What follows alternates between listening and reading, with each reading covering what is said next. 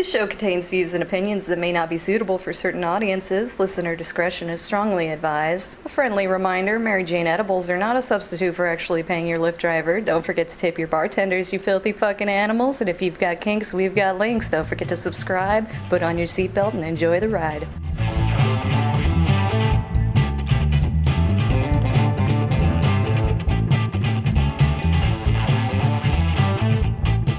Howdy, howdy, howdy, everybody, and welcome to Thespian Talk. I am your host, Gomer the Ranting Thespian. With me this week is Scolipendra. Hello, the world's on fire. Indeed, and quite literally in a lot of places, too. And we also have Michelle. Hello. Yes, and so last week we just needed a week off because it was like, yeah, the election season is almost over. And then we're going to have the season where Trump bitches about it no matter what the outcome is.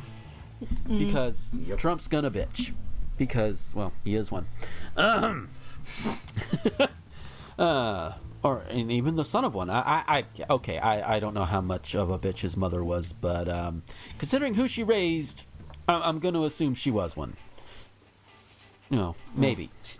That's probably unfair of me.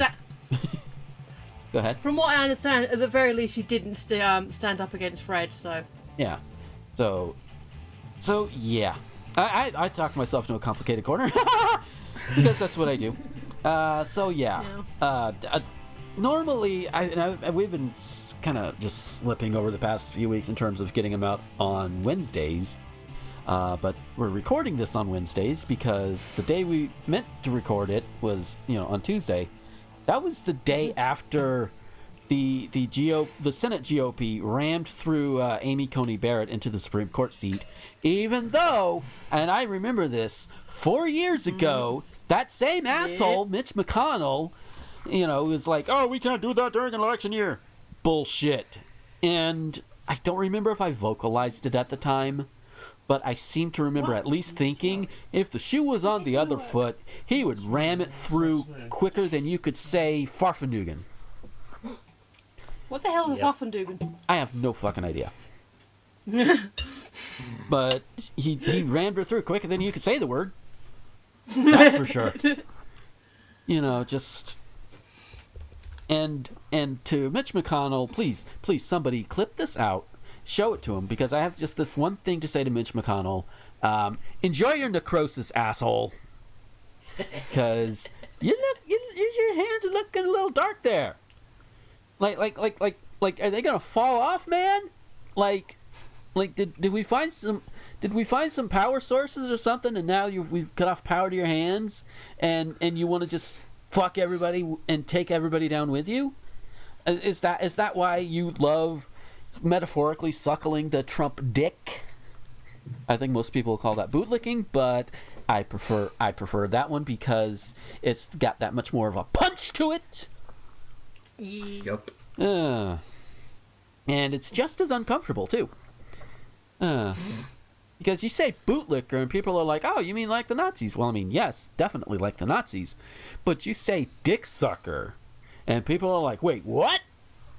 So, and to be clear, if you are a regular person who likes sucking dick, fine, whatever.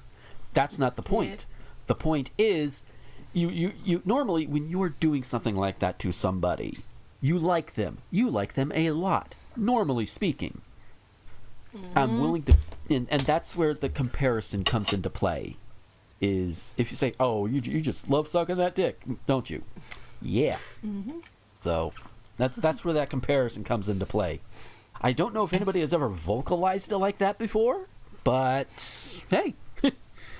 And if I'm the first, please spread it around to everybody else. If I'm not the first, then okay. Right. Yes. So yeah. How? Okay. We're gonna start with Michelle on this one. How have you been the past couple of weeks? Strap in, kids. So. I was doing holiday, so before I got this job, for those of you who aren't aware, I'm currently working as a cleaner. I work at a couple of different locations, and usually my working week is about 20-ish hours, but mostly in the evening, so it's kind of awkward hours as well, slightly annoying. However, even before I got confirmed in the job, I knew that coming up in October, going into November, I'd be doing holiday cover. So, all right, fair enough. Just confirm the dates where I've got to go and what I've got to do. That'll be fine. So, from the 10th until the 31st, I've been covering 2 banks. 2 hours in one, 3 hours in another, an hour each on the Saturday.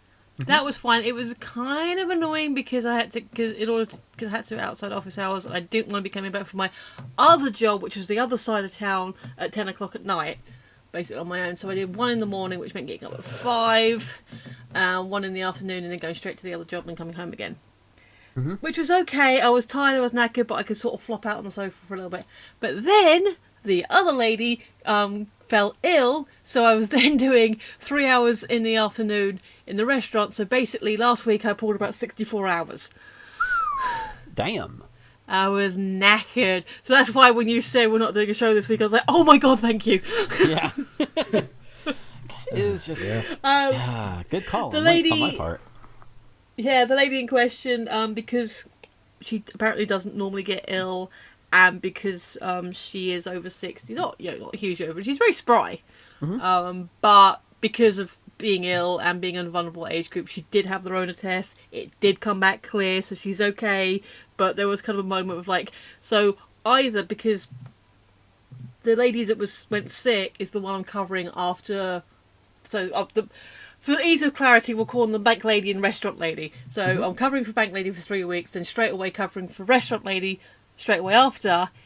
If restaurant lady had gotten the negative result, obviously would have had to, the positive result would have had to isolate for like the requisite time, which would have been an extra 10 days on top of what she's already isolated for. And that's assuming that she didn't get like worse. Right. Basically would have meant I would have been working through from when I started covering them, say from I'd been working every day since the last bank holiday in August, but only doing the very light week, so that was fine. But from the 10th, potentially until the 14th of November, I could have been like working straight through, doing all the hours. But thankfully she was clear, and she covered my shift, so I actually got a day off on the Sunday. So yeah, but potentially it could have been like, I want you to be not ill for your own sake, but I really hope you're not ill for my sake. And she laughed and said, no, it's fine. Yeah. That's been my couple of weeks. Yeah. Like, I can see like being both selfish and selfish at the same time. Yes, it's possible. Yeah. I mean, best way you can demonstrate being selfish and selfless is money. Like I could want like say 500, let's say $10 million. You know, let's say if I we'll use that as a nice round number. You know, I wouldn't mind that. to clear my debts. Yeah. I wouldn't be able to use all of that for just myself. So of course, even if you got to be pragmatic about it, it's like, okay, I can invest enough to where I have a continual idle income, but that's not going to take all of it, or at least it shouldn't take all of it. And even if it does, you still get more money back. So yeah. But then the rest of that money can. Yeah, but the point I'm really trying to get to, and taking a roundabout way of beginning there, take some for myself, but also use some of that to give to others. So yeah. So So if I put out something like that, it's like it is for me, but not just for me.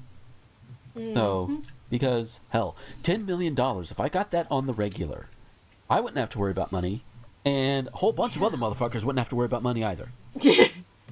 Which, oh god, y'all saw the whole Kim Kardashian bullshit, right? No, recent bullshit. Okay, so she put out on Twitter that after getting her closest friends to like quarantine for a couple of weeks or whatever, she surprised them to a trip to a private island to remember what it was like during quote-unquote normal times or whatever bullshit that, or whatever bullshit. I saw that. I didn't realize it was Kim Kardashian, though. It was Kim Kardashian, and I remember what I said. I said, well, you know what? It's nice that you're able to do that, Kim. How about you take some of that money you are just throwing around for your rich friends and giving it to people, directly giving it to people who could use that a lot more, maybe to get out of debt and maybe actually get themselves a home, Kim. Maybe instead, you could do better with your money, Kim. Just seriously, if you've got that much money, and this is another thing I put out there too, because Ice Cube, as in the rapper, performer, entertainer, he's trying to get government money to help his fellow man, and one of the places he's gone is right to Donald Trump, which no, people are a little pissed at him about that because Trump at his core would want to see people who look like Ice Cube, who, for those who don't know, he is black. He wants to see people who look like Ice Cube either dead or enslaved. That's just the basis of it. That's at the base. And it doesn't just apply to black people. It applies to Mexicans. It applies to anybody who is not white like him. Okay? Yeah. White and rich like him. Because I'm pretty sure if he had it his way, it would apply more to Scully and me here. But we would be cogged in the machine until we fucking killed over and then thrown in a pit and replaced immediately. If he had his way. Good thing we outnumber him, guys. Just remember that. But yeah, I kind of bowled over you a couple of times there, Michelle. I'm sorry. You were trying to say something? All I was going to say is I've heard, and this was a few years ago, so maybe the situation has changed a little bit, but with proper budgeting, you can live off just the interest of $1 million, Yeah, depending on what stocks you go for, yeah. Yeah, I've done a lot of calculation myself. I think they said that because I think I first heard it when the lottery came to the UK and people were saying it because you get the right, and even with that sort of stock investment, if you get a good high interest bank account, you could live off of that kind of thing. Yeah. So just invest the bulk of it and then live off the interest. Yeah. Just. I'm assuming that's modest because actually there's to give a good one example, Charlotte Church. She actually had admitted, I didn't see the interview, I don't think I saw it straight away, but it was read about it after the fact. It was yeah, you know what? I probably have got enough money that I'd never have to work again if I keep a modest lifestyle. But I don't have a modest lifestyle, so I'm going to keep working. She was yeah, okay, sometimes I want to be a bit lavish. Yeah. And given the fact the girl's been working her bones off since she was 7, I think she's allowed to indulge herself. Yeah, and that in and of itself is okay because it's she's not, as far as I'm aware, she's not stealing it from anybody else. She's invested in it. She's still out there doing work, to earn a little bit more. And she's genuinely talented, unlike certain people, Kim. Yeah. So it's fine, I think the big thing people are missing is that having a lot of money in and of itself is not necessarily the problem. It's how you got the money and what you do with the money that are the issues. Take Jeff Bezos, for example, and people like him. They get all of this money. They are billionaires, and they got it by fucking over their workers and by dodging taxes whenever they can and not paying their fair share. They did it by being greedy, scummy, cheating assholes. That's all there is to it. Yeah, Amazon itself, as in the services it provides for us, can be a good thing. Sure. I've used it in the past. I have not used it in well over a year by this point. Because, no, fuck it. I'm not giving them my money, and I think more people should take that option. And guess what? A lot of these places that sell on Amazon, you could probably go directly to their site, for the most part. For example, perler beads that people like Mel and I use to make the sprites. We can go directly to Perler's site. I rented this tongue apparently, and we actually can get good deals on it for just the base Perler sprites. So it's I usually go to the local hobby shop. Yeah, but the point is we have other options. It's just Amazon is trying to drown everything else out, stuff I'll get stuff for Becky and she'll get stuff for me digitally, but we don't go through Amazon, or at least I don't. And we have to do it all digitally for the most part, because that's just the kind of thing. For my birthday, like for our birthdays this year, we each like gave each other money for our respective eShop accounts, so and we can get them directly through Nintendo. Just go get the code, or actually no, the eShop codes are not directly through Nintendo. You have to go through a retailer, which that's really stupid. But the point is, it doesn't have to be Amazon. I think I did mine. I think I did mine through Target. So. Yeah. The only other thing I was going to say is that the meme someone posted in, I think it probably was in Memes or Politics, where it was like, this person's taken all their friends to an island and they just put a Battle Royale poster underneath it. Yep. That's yep, that originated from Kim Kardashian just flaunting her money. No, I didn't read the headline. I just saw take friends to a private island Battle Royale. And, all right, I think I've seen everything I need to. Yeah. I wish that was a Battle Royale. That would be a lot more interesting story. It would still be horrible on Kim Kardashian's part because, again, flaunting your money as though, oh, we can just do this. Can't you do this too? No, we can't! It's like, it's on the same level as Ben Shapiro saying, oh, you're welcome to leave. No, we're not gonna leave. No, number one, no. Number two, we can't. Other countries will not have us because our leadership is fucked over the fucking coronavirus, which Trump is now trying to say it's over. No, it's not. Coronavirus can and will come. I hope the coronavirus reinfects Trump's ass and kills him this time. I don't give a shit. I think enough times. Like, when he originally got infected, people was like, oh, but, with the whole thing, it's a bit politically dodgy, and he needs to... Because I think Telltale was like, he needs to get infected enough to be, like, actually take it seriously, but now that window's passed. Yeah. Yeah, but... But, we can always hope. I know the Corona Task Force has been infected all to hell. Oh. Let's hope they get Pence. Let's hope they get Pence. At the very least. Yeah. Pence and Trump. Fuck them. I mean, we've already got Mitch McConnell with necrosis going on over here.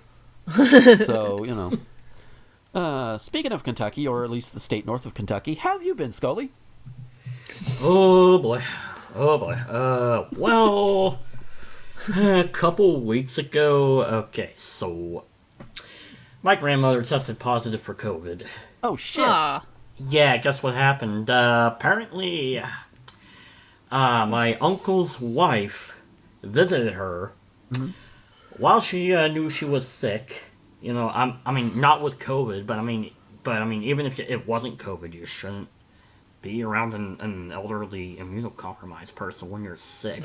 Yeah. Yeah. And my mom was over there. Before she tested positive. Before my grandmother tested positive, and Yeah, fortunately, my mom tested negative, even though, she was less than 6 feet away from her, but, I mean, she miraculously tested negative, thank God, but goddamn. Yeah. I mean, I was worried for a bit it was a false negative because, she was experiencing some symptoms consistent with COVID, but then, went away after a couple days, so that's good. I mean, she's, yeah. Dang, I really do hope my grandmother recovers, though. Yeah, I was about to ask. Yeah. Positive vibes. Yes. And this is also why we say, hey, listen to the goddamn CDC when they say, hey, you need to wear your masks. You need to social distance. You need to not do the shit you've been trying to pull since fucking March. Because, this shit spreads and it spreads fast and it can fuck people up. And it's not the best segue I have into this, but I'm going to use it anyway because I can't think of any other place that isn't forced. So if you look in the doobly-doo, of each episode of the show, whether you're on YouTube, whether you're on the podcast apps or whatever, you'll notice that there's always been a link to Mel's Mask Shop. Well, there's been an improvement to that. The shop itself is still the same. It's still got the same great quality of masks at a good affordable price, but it can also be a little bit more affordable because there's a discount code. Mel has put out a discount code. and it's one specifically. It's specifically for me in general, but of course, the show is part of me and what I do, so of course, it's going to come on here. So, if you look down in the doobly-doo of this episode going forward, there will be a code. There will be a code Gomer10. That is GOMER10, and you put that in, and you can get 10% off a mask. I think she worded it any mask in the shop. And that's the key term, masks. I don't think it works for like her sushis or her perlers, but definitely her masks. That's for sure. And like they're cheap enough on their own in terms of price. The quality is great, but the prices are inexpensive enough on their own. But you get 10% off using the code Gomer10, and you not only get a good mask or two. You might want more. So you can cover your face, you can cover your friend's face. I don't think she has enough to cover the faces of the entire population of Chipley, Florida. But, yeah, I had to go to Walmart the other day, and oh my God, so many people still not wearing masks. It's like, you fucking assholes. Or you get them and they're around their fucking noses and like, yeah, wear your masks properly. Get yourself a mask from Mel's Mask Shop.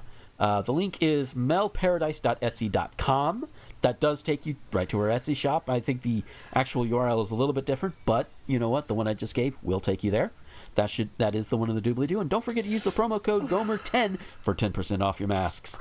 So, yeah. Are you getting a little kickback from it? Yes, I am. Isn't that how these things work?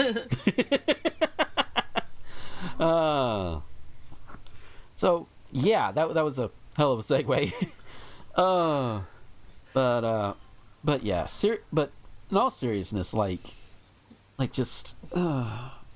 is the kind of shit that happens when people don't take the whole mask up seriously, or if they argue like, oh, my freedom's to wear a mask. It's like, yeah, your freedom to not wear a mask does not trump everybody else's right to not get the COVID. Yeah. It just doesn't. Exactly. I'm sorry. Like, we're gonna go. Tip of my nose, dude. Tip of my nose. Yeah, we're gonna Star Trek a bit here, but it's the needs of the many outweighs the needs of the few. Guess what? In comparison, these anti-mask motherfuckers are the few. The people who don't want to catch COVID and die, and thus will wear their masks, are the many. Figure it out. Yeah. Just goddamn. Oh. So yeah, some of them also try and give like religious reasons, like, oh, you're covering up God's perfection and all of that. I was like, bitch, you look like a hog. Not that hogs can't be pretty and beautiful. It's just, yeah. That is a bit unfair on me. Yeah. Okay, wouldn't God want you to take care of your body as best as you can? I mean, you would think. Jeez.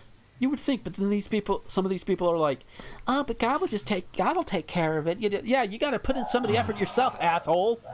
Yeah. Isn't that? Sorry, apparently the dogs don't like it either.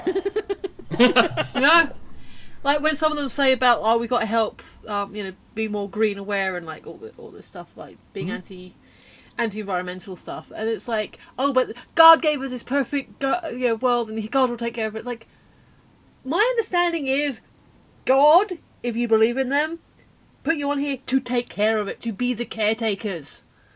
Yeah, because it's like they say, oh, God will take care of it. Yeah, he's taking care of it by setting it on fire. I don't think he's doing a good job. If you're gonna go that route, but it's like that. It's like the joke about the people in the flood, and they like trapped on the roof, and someone comes along on a boat and says, "Hey, you want to help?" I said, "Oh no, God will be with us. God will be with us." And then like a couple of other people offer them help and say, "Oh no, God will be with us," and they drown, and then they get up to heaven. And like, oh, where were you? So, well, did you not see the boat and all the other people I sent to help you? Yeah, people are stupid that way. It's like, like I'm not even a Christian anymore, and I'm sitting there thinking, yeah, maybe pay attention to whatever signs God is trying to give to you. Because it's like, hi, don't be an idiot. Basically. Yeah. So, but, yeah, I bring up Christianity because Christian missionaries are trying to force their ways into public schools yet again. And some schools are letting them. Oh, don't you have laws against that? We're supposed to. Yeah. Now, I do want to be clear. When we say, forcing their ways into schools, we mean school, like actual school time. As in like having a teacher or a coach or somebody come in during like official school events or what have you and preaching the gospel or whatever holy book you believe in. That's what we're talking about. Clubs like the Fellowship of Christian Athletes, which meet outside of school hours, are not directly funded and sponsored by the school. That's fine. That is one thing. Okay? Because as there are there's actually two articles from the Friendly Atheist that I'm looking at, and both of them are about the same thing, with the same kind of thing.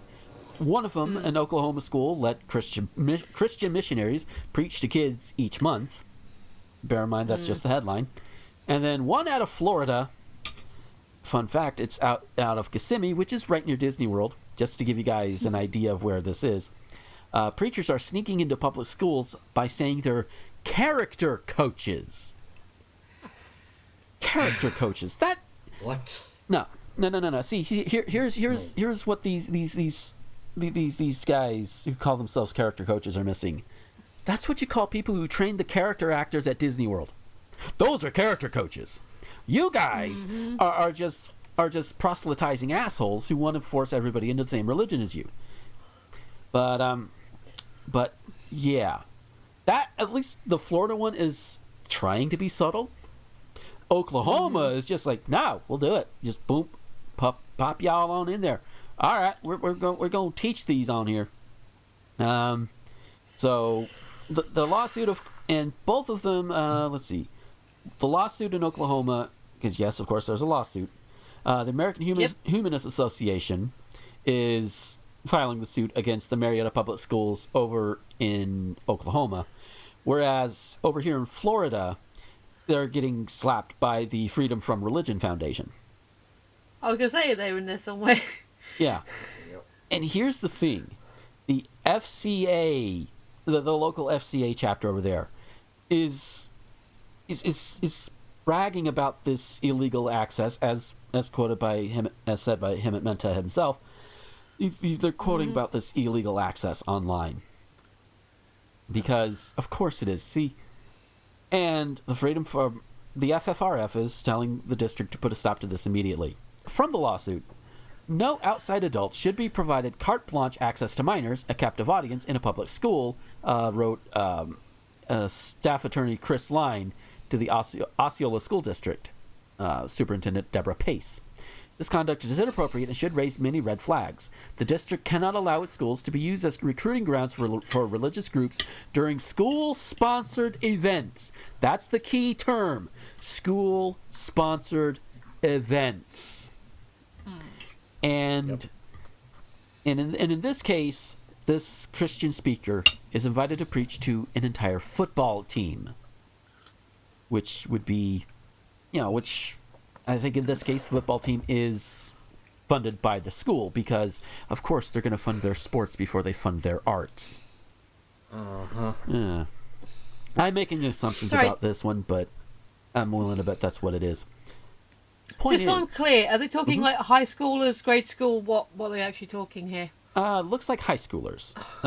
Okay. Football players, likely high schoolers. So, and yeah, we mean American football for those who are like, wait, you guys play soccer in Florida? What? Some of us do, but that's not what we're talking about. Yeah, just no. And from the one in Oklahoma, the lawsuit over here explains that the missionaries class for missionaries, oh shit, consists of singing songs and playing games with a captive student audience. The classes promote Christianity, Jesus, and God belief. Bibles have also been distributed to pre-kindergarten students by the missionaries during school hours without parental consent. School district has described the missionaries class as character education. Excuse me, character education? For what is essentially religious brainwashing at this point? Because it's one thing to have a religion. You can have your religion. That is fine. But you keep it to yourself. If your offspring ask you about it, you can tell them. You can even teach them a few things on your own. But that is between you and your offspring. That is between y'all. The moment you take that and you try and push it onto my, in this case, metaphorical offspring, we're gonna have problems. Maybe I don't want my offspring to learn about Christianity from you. Maybe I don't feel like teaching them that. Maybe I feel like letting them find out on their own. Getting the information out there on their own, you know? Because I'm not going to forbid them from it. But neither are they going to be forced into it. And that's the way it should be for any and all religious beliefs or non-beliefs. That's how it should be. So, here's a thought I'm just having. Like, okay, so let's assume, for the sake of this argument, let's assume that the people that are going in, these missionaries that are going in, are your common garden Catholic people. Just, right. I am a person, this is my church, it is part of the Christian faith, but what if, they're still teaching about God and Jesus, but they're teaching it in a way that isn't my religion, isn't my denomination. It's still Christianity, but what if it's suddenly like, what if there's some Mormons in the class, or a couple of, and it's sticking with the umbrella of Christianity. What if you've got a couple of Mormons, a couple of JWs, a couple of Baptists, a couple of less likely over there, but a couple of Church of England, all part of the Christian group, but teach it in different ways. Are they going to complain about that? Maybe. And that's not to. And that's not even to say about the potential of atheist kids, Muslim, Jewish, Hindu, however, other non-Christian. Mm-hmm. Yep. Yeah. So like, they're teaching about God and Jesus. Well, were they teaching in the right way? I've heard the argument.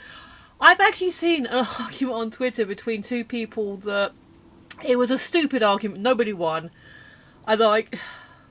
One person had a slightly stronger case. It was essentially, I think you're too young to get married. And this person's like, well, I was 18 when I got married.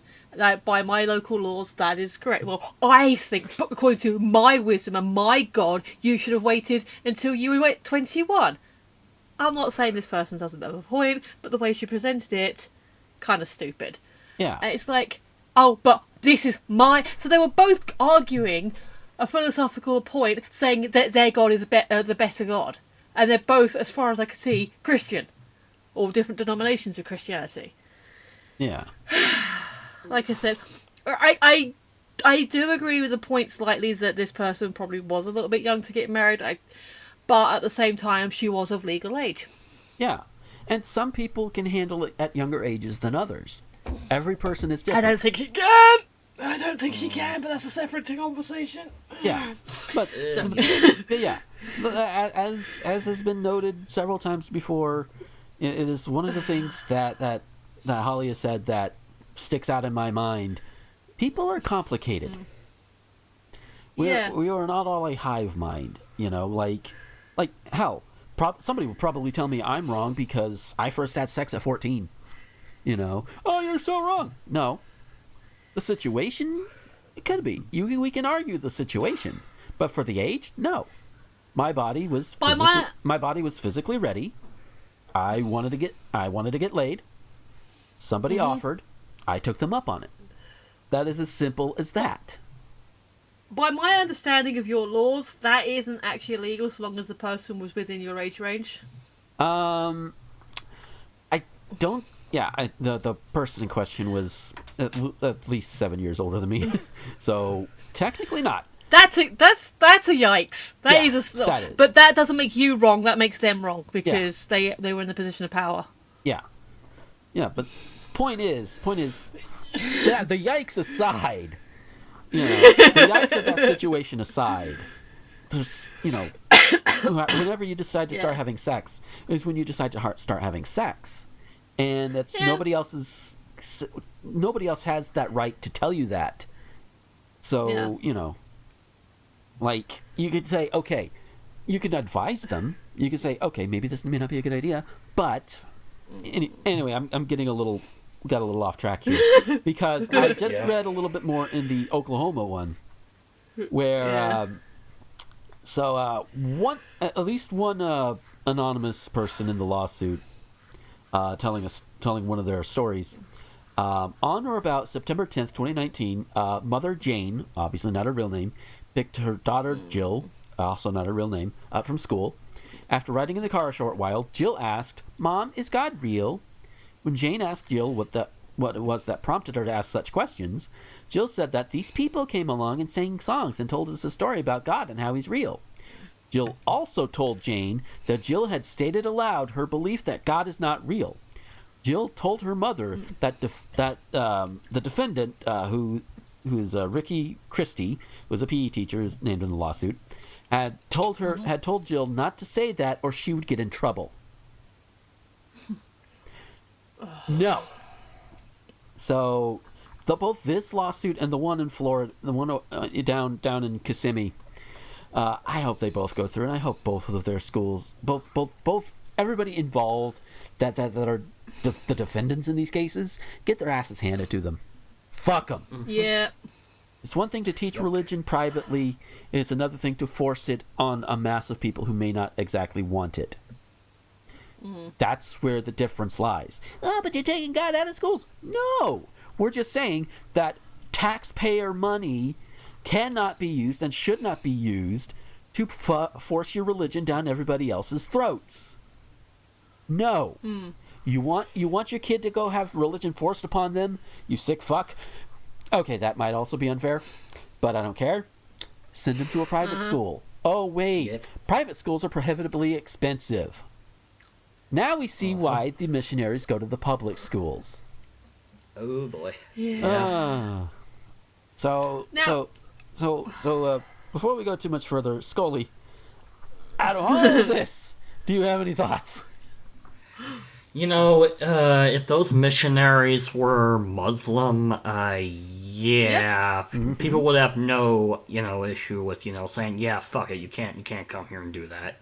Yeah. But since it's Christianity, it can fly. Yeah. But again, what if it's the wrong denomination? Good point. Yeah. Yeah. But all I was going to say is, because we actually have RE classes here, but that is like, hey, religion's a thing, and I remember learning. I think it was more. Yes, this thing exists, but it's more like a vague philosophical thing. Yeah, something like yeah. More of the and we learned about more than one religion. We're like, oh, this religion exists, and it's a bit confused for me because I only did it as a separate class for 2 years, and because I moved twice, so for 2 years I was doing integrated humanities. Then it was all separate history, geography, religious studies, and then it went back to the integrated humanities. So it's like my formal religious education in that sense is all kind of scattershot anyway. But I think one of the teachers we had was outwardly, of a Christian denomination. I remember having a couple of. He was a really cool dude, actually. I liked him. We had a couple of fun conversations after class. But it was just more like I had a curiosity. He answered it the best way he could, and I was like, all right, cheers. I'll catch you later then. It wasn't anything he put on to me. It was me asking the question. Yeah. And so, that, having a religious studies class where you study the religions, like, okay, this is where it originated, and this is what people believe in this religion, etc., etc., etc., that's fine. Learning about it in that context is okay. But going up saying, no, this is how it is, and you need to believe this way, otherwise you're going to hell or wherever, that's a whole different thing. So, yeah. All right, so we have our final 4 meme topics. Oh, wow. We've gone through all of them. Well, after this, we've gone through all of them. For those who don't know what I'm talking about, for the past several shows, we have taken a list that was put out in a meme format back earlier this year. And it was one of those one opinion on certain topics or whatever. And we started from the bottom and worked our way up. Some of them were quite educational. Other ones were quite horrifying. Other ones made people want to throw fish at random motherfuckers. Don't remember that one. Oh, that must be boy. one of the ones I wasn't in. But, Can that be the title? But Throwing fish at random motherfuckers. That should be the title. there you go. Yeah. But yeah. So our last four. The first one up is polyamory. Sure, if well- everyone's happy with it. Considering Yep. Considering I am in a polyamorous relationship, and we have been happy with it for almost 7 years now. I'd say I'm for that. You know, and again, there is a healthy way to do it. There's a healthy way to not do it. Yep. You know, an unhealthy way to do it, but you get what I mean. Yeah. I hope. Mm-hmm. You know, just like any other kind of relationship, you know, you got to do it right. And polyamory, and you know what? I can give a very good example because this happened recently. So, over the past few years, Becky and I we've talked, and we're like, okay, yeah, we're allowed to go and fool around with other people, what have you, and we have that communication there. Well, this last week, I managed to meet up with one of my local friends, and yeah, we got laid. And Cool. we had fun and all of that. And not only did Becky know beforehand that this was happening, like, this was one of the things that had been needing to happen for a while, because this friend and I had some arrangements a couple of years ago that hadn't panned out because of just, like, illness, and then fluid sexuality, and then job on my end, and just all basically a whole bunch of different aspects. But the stars finally came together last week.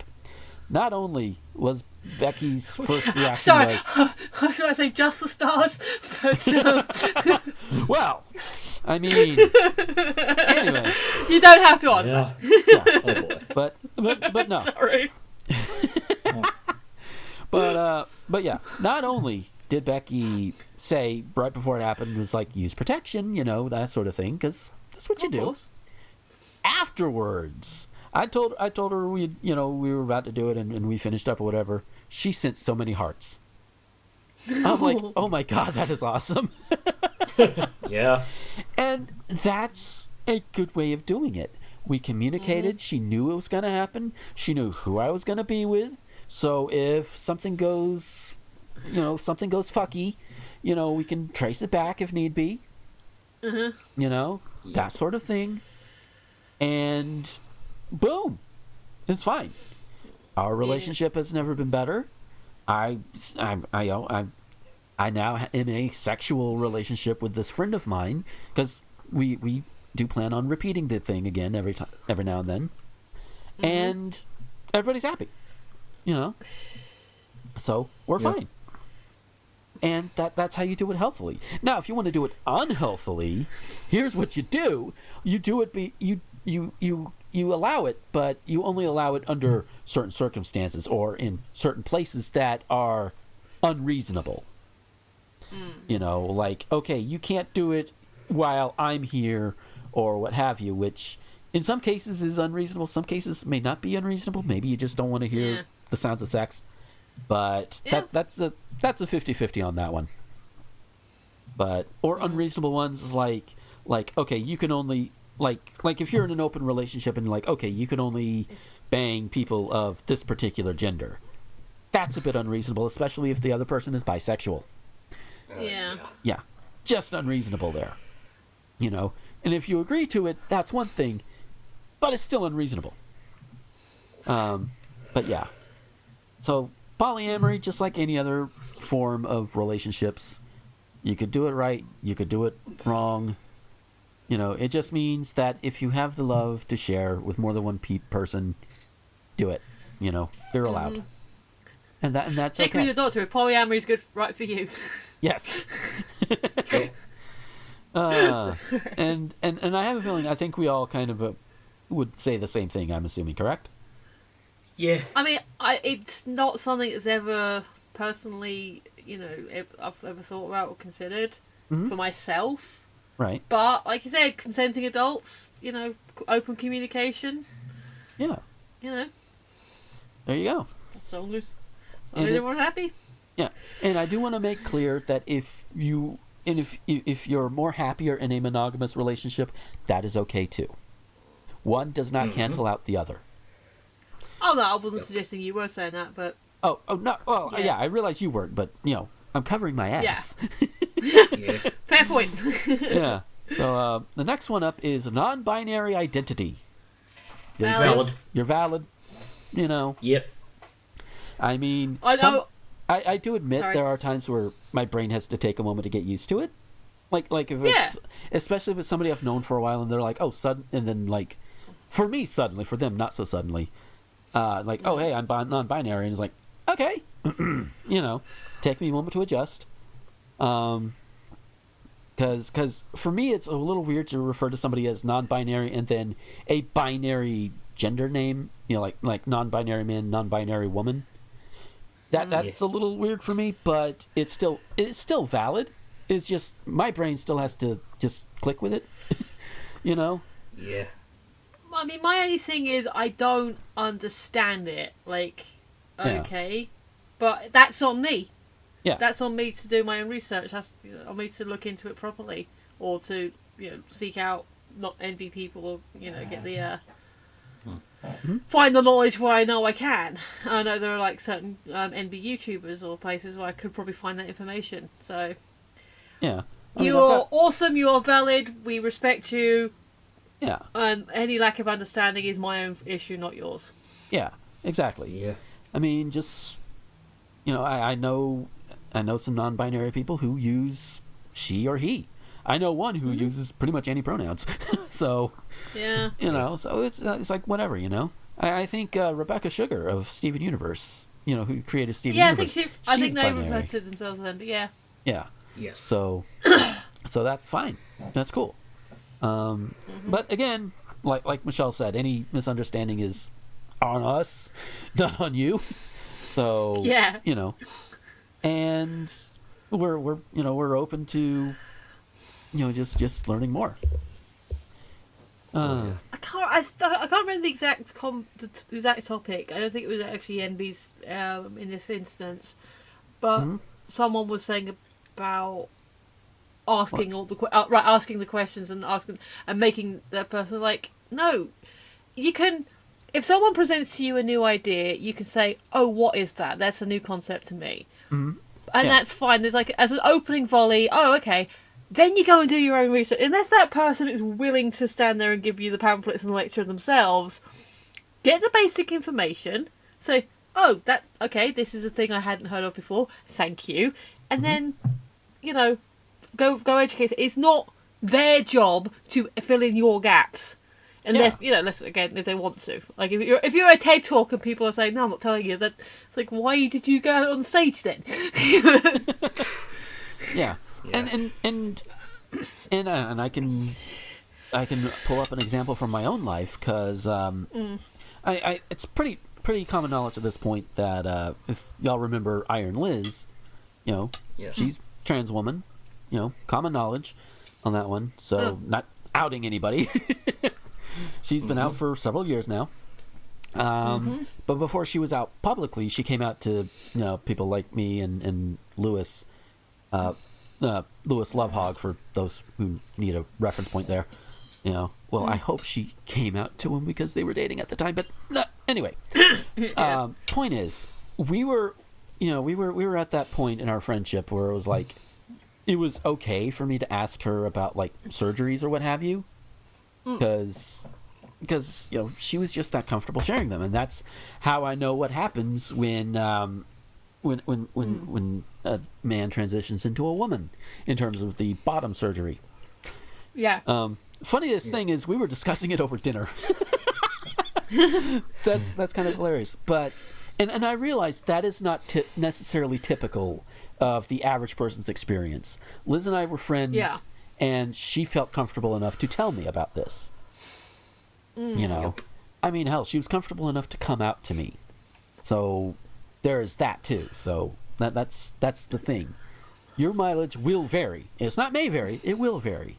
And it's the similar thing with, you know, how you approach and interact with non-binary people. You know, like Michelle was saying, you know, you know, they can give you a crash course, but it's up to us, you know, the binary people, to go and, you know, do our own research, observe, what have you. So, you know, that's in general. And again, like she said, unless said NB wants to, you know, walk you through it. So, Yeah. Scully, you got any thoughts on this? Yeah, I mean, I used to just kind of not get it, or, you know, I don't completely understand it because I'm not non-binary, but I mean, I have friends who are non-binary, and, you know, it's valid. It's a thing. Yeah. Yeah. They deserve to be accepted. Yeah. Yeah. The way I see it, no matter whether you're binary, non-binary, all binary, non-binary, well, non-binary is non-binary. You know, no matter where you fall on the spectrum, or even off the spectrum, you're still you. You're still valid, and that is the base of it. Now, if you're still a piece of shit, we're still going to call you out on it, but we're not going to call you a piece of shit because you're non-binary. That's just the thing there. And we're not going to invalidate. And we're not going to invalidate your identity because you're a piece of shit. I have known people. I've met people who have done that. Like like when Caitlyn Jenner was more in the news pulling her bullshit. There was one dude that was dating a friend of mine, and he was like, well, you know, saying all this transphobic shit about her, and I'm like, dude, she's still a woman. Stop it. Yeah. She's a piece of shit woman. You've taken her sporting past as well. She's a woman that can kick your ass. Yeah. Yeah. Yeah. So, but that leads us into the next one, the penultimate one here, the LGBT community. Woo! So, you know what I was saying about the non-binary people and where they fall in their being valid? That applies here. Uh-huh. And I am saying this in the presence of two LGBT people. Y'all are fucking valid. I mean, it's I'd also be a very huge fucking hypocrite. Not just, if I didn't, not just because I'm friends with you guys, but I'm in various levels of relationships with at least two. And I'm sweet on at least two more. So, yeah, that would be very damn hypocritical of me. I don't know the exact breakup of everyone in a thorn bush, but I think you're definitely the minority, aren't you, when it comes to being on the LGBTQ rainbow? Yeah, I think out of all of us that are on there that I can just see right here, I think I could count maybe two that are heterosexual. So I think maybe three, but I'm not gonna speculate on that one because I don't talk to that person very often. But that's okay. Yeah. But yeah, boring cishet dude like me is in the minority. and I say boring cishet. I mean that in jest. But but that's right. Yeah, I brought it up. Yeah. It's like y'all are fucking valid. Y'all are cool. Mm-mm. And honestly, I think if Rosen were here, he'd be able to confirm or a bit more accurately, or just laugh and say, "Yep." Yeah. I mean, it's like, the majority of his Discord, of which Michelle and I are part, mostly LGBT people. So that's that, and I think that's pretty awesome. So and I think as I look back on my life and all the people that I've known, they have either eventually come out as LGBT or were LGBT from the get-go, as in when I met them. And I was like, yeah. I've jokingly called myself the bi whisperer because I tend to attract, not necessarily in like a sexual or romantic way, but draw in and attract a lot of bisexuals. So it's like somebody in my life comes out as bi to me, and I'm like, oh, you too, okay. Yup. It's like awesome, but also not surprised. And again, still valid. Yeah. And I think we kind of both we all know where you both stand. I assume, correct? Mm-hmm. Yeah. I mean, I do have something else to say, though. Go ahead. You know, as someone who's in the community and has, witnessed a ton of stuff, Yeah. There needs to be a lot less infighting. There is so much infighting in that community. Oh my god. Yeah. Like, fucking turfs. God. Yeah, Turfs, yeah, the LGBT alliance. biphobes, Yeah. ace exclusionists. Yeah. Yeah. Yeah. Sorry, that always bugs me. So Yeah. Go ahead. if you're already in a minority group, don't shit on other people in that minority group, even if they're not your. It's like what I was saying before about denominations of Christianity. Mm-hmm. Your one isn't the more valid one. Your one isn't the most thingy. Okay, you could make. I know this was they use it as a winning argument in the Simpsons, like arguably historically, out of any group of any description, probably the most shat upon ones are the Jewish people throughout history. Yeah. Now, in and out of history, the other people have been repressed and done hard to various degrees. Like slavery comes to mind. Christians in Russia and China. So Christians are not without their persecution as well.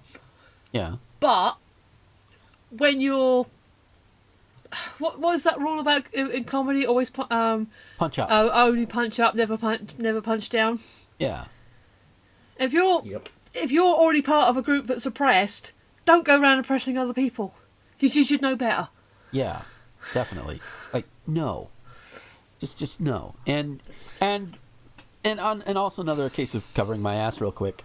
LGBT is, I think the whole thing is LGBTQIA plus. I think is the whole thing. They just wrote it LGBT community on the meme. So that's what was put in there, but shorthand, at least, the LGBT community, that does include like intersex.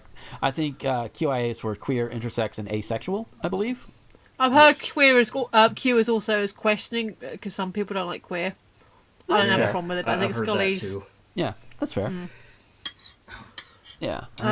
Some people say, no, the A stands for allies. You're right about the infighting though, Scully. It's just like, yeah. But why? It's like, oh, come on. You're already.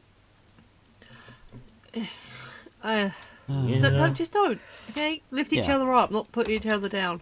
Yeah. That is actually just as a broad thing. Has always been a thing that bugs me is when people praise someone, like probably quite validly can praise someone for something that they have done, but doing it in such a way that they're knocking somebody else down at the same time. So, no, don't do that. Just praise the person. You don't have to knock down the other person. Yeah, like both can be valid. Both can be good folks. Like, or bring yourself. Oh, that's if you're doing it to third parties, but you know. Okay, give a kind of a cute real world example that isn't in a horrible way. Someone came up to me at work. This is when I was in the warehouse, and said, "Oh, you've got a smart brain, smarter than me anyway. Do you know where I can find this thing?" And I said, "Oh, it's over there." And then I caught up with him again and said, "Hey, you, come here." I said, "I will take the compliment, thank you, but do not put yourself down." He goes, "All right, yeah, cool, thanks." And he's carried off on his way. Yeah. It's like, no, you don't have to put yourself down. So don't bring yourself, yeah, okay, if you, because I'm sorry, I'm kind of a weird rambling mood today. I was in an art group It was mostly older people, but it was a really cool group. But, you know, we're all looking at each other's work. And this person was like, oh, wow, their work is so much more better than mine. I said, yes, their work is good. But doesn't mean yours is bad because of it. Yours is your work, you know? Exactly. And if, okay, you can...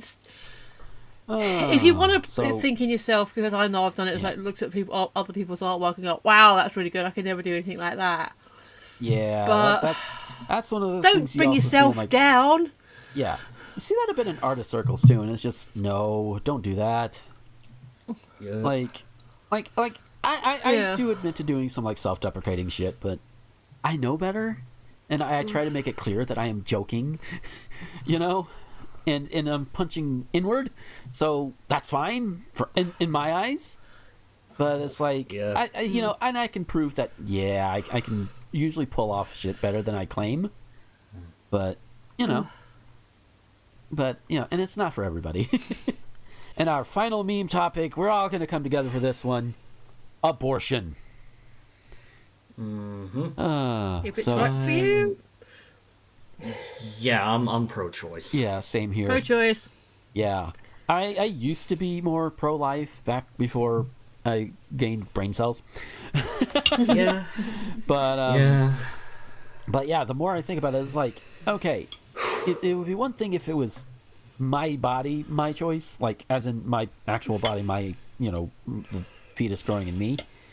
You know, but it wouldn't be fair for me to push my choice onto somebody else or force that upon someone else. And, you know, and you got the people that say, oh, abortion is murder. Really? Is it really?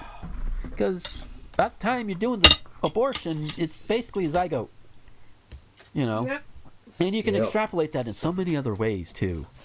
Because I've seen people use, like, tumors. Like, that tumor is growing inside of you. And you're nurturing that tumor. Should we cut out the tumor? Even though it could literally kill you? Is that something we should do? Oh, but that's not the same. A tumor can't feel. A tumor hasn't got a soul. Neither does a fetus. Yeah. Or even a zygote, which, again, the zygote to fetus stages are usually when they happen. Late-term abortions are so rare, and they're like... They are basically the last resort. Yeah, basically. Did you see that thing with Buttigieg? I think I missed the thing with Buttigieg. Basically, someone said about this, this many like late-term abortions, and he's like, one, you actually look at that proportionally, that it's a tiny fraction of a percentage of the total people who get abortions, and secondly. If they're getting abortions that late, it's because they've had devastating news. They have picked clothes. They have decorated a room. They have got furniture. They've probably had a baby shower. They've got names going on. This is not a decision they make lightly. And like he says it a lot better, but like it's like, oh damn, go Buttigieg. Yeah, and that is true. Even a lot of those who haven't gone quite that far in their pregnancy, because I've had a friend who's had a couple of abortions in their life, and in both times it was within that like that first bit, but they really wanted to have kids, but they couldn't because you know, either they would have to go off their medication, and the resulting fetus growing in the child could be fucked up that way because things like self-harm. Or they could stay on the medication. They could maintain their sanity. But that also could fuck up the kid in the womb. So there's just no way about it. They could not could not carry to term safely. So yeah. Yep. And then that's not this, and I also want to make clear, they weren't reckless with you know, their sex. They weren't going around banging guys in the bar without a condom. They weren't doing that. Accidents do happen. You know? And that's where it was. Just they were accidents. They were accidental pregnancies. Even though they wanted eventually to have kids of their own, they couldn't because of those medical reasons.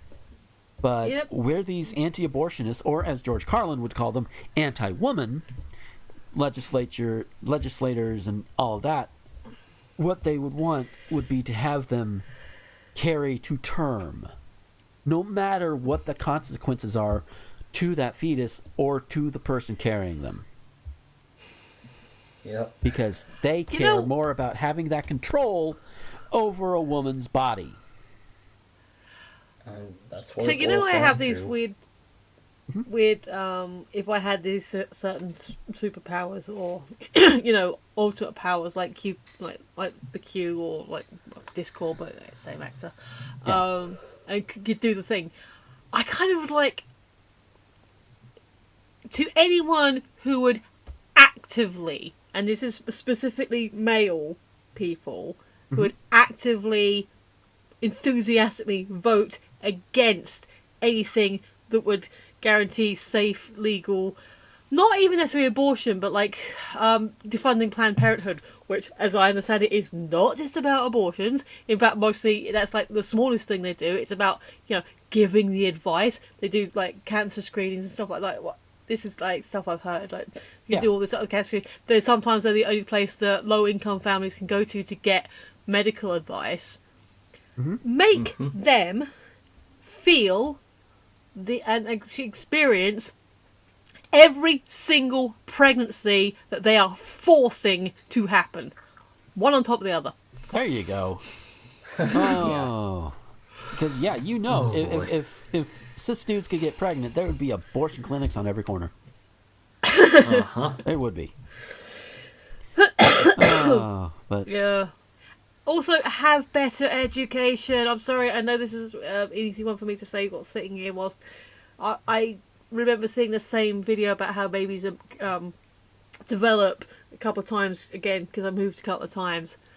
But I knew about the stuff from the earliest age is we had someone come into my primary school, so this was before I was 11, and take the girls away and say, you're coming up to an age where things are going to start happening to your body and with your body, and we're here to explain it. So basically it was the period talk. yeah. And I was like, okay. And like, I actually came home, I don't remember the exact conversation I had, but I must have told Mum that the lady came because we all got kits with like sanitary towels in them.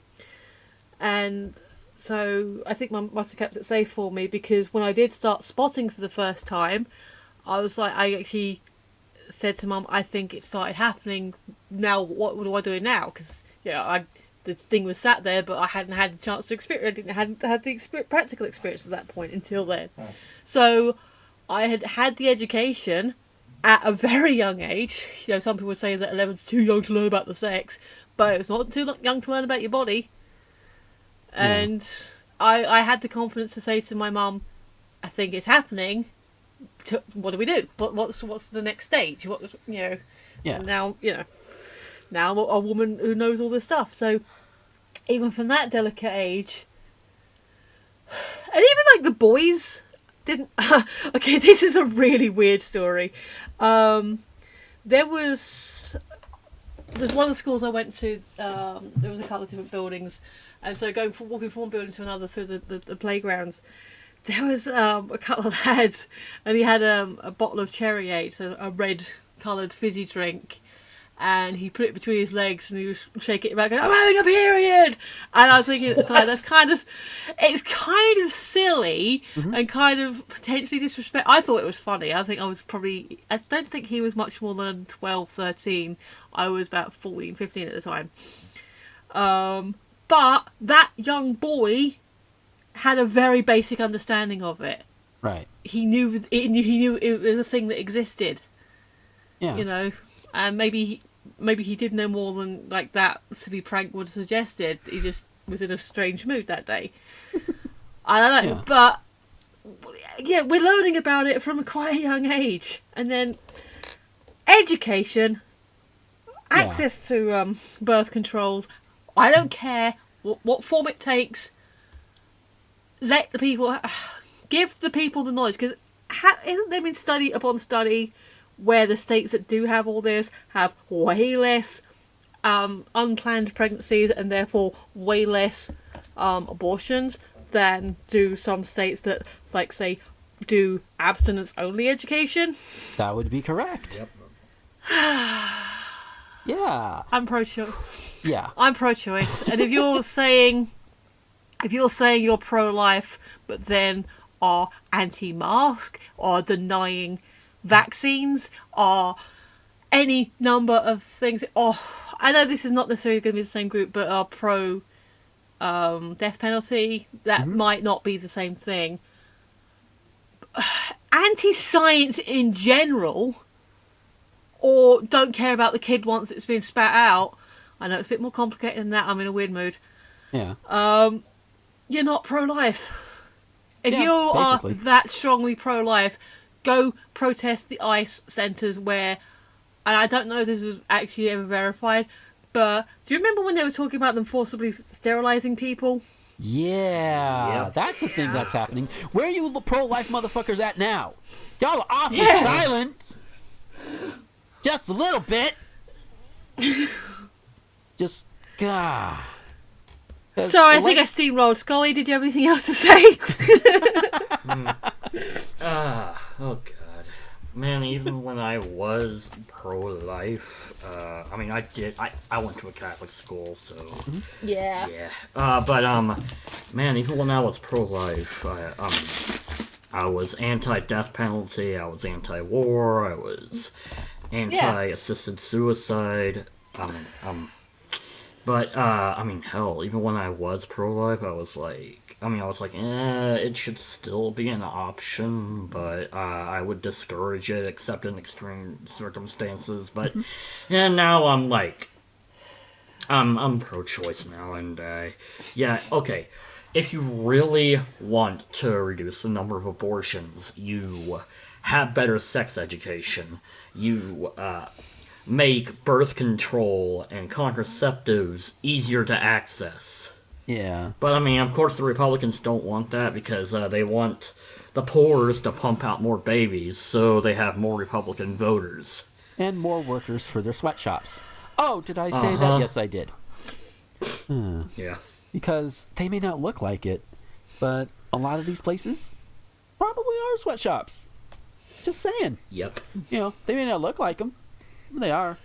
You know, ask the person who works Walmart for less than a living wage, who has to deal with fucking Karens whining because they have to wear a mask in the store. You know, ask them about that. You know, that's just one example. Yeah. But yeah, y'all said things that I've been saying for years. It's like, you know, you want to reduce abortions, you increase the access to the contraceptives, the protections, and everything like that. You know, I mean, hell, I myself, I have more than one option for contraceptives. You know, I have condoms. Yeah. They make like a foam you can like stick up there and shoot it up, and there you go. They do? Yeah.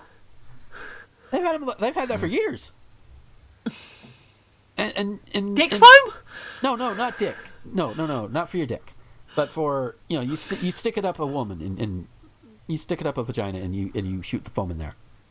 It's basically foam spermicide. Ah, gotcha. Yeah. All right, then. Because, Yeah. sorry, my brain went to it like an actual... Because my dad used to have this before the CFC ban came in. In fact, he had a can of it burst in the garden, wow. and once it dried, we cut it all out. I think we made swords and shields with it. But yeah, like the actual stuff that you spray it out of a can and then it goes hard. It's like... Yeah. It's like, that doesn't sound healthy. You still need to release seminal fluids. No. No. Nah. But yeah, I think they've also had like film versions of that, like you know, they're like little strips of whatever. You just stick it up there and you let it dissolve and all that shit. You know, I would argue that there are more various options for the woman rather than for yourself. I think for men, it's pretty much condoms or, you know, yeah, abstinence. yeah, condoms. If you want to pay some money, you get the snip. You know. Yeah. Yeah. That's a more permanent solution. I mean, well, not even as permanent because you can get the snip undone. Yeah. So, fair enough. I'll rephrase that to long term rather than yeah. buying a box of condoms versus Yeah. getting a snip.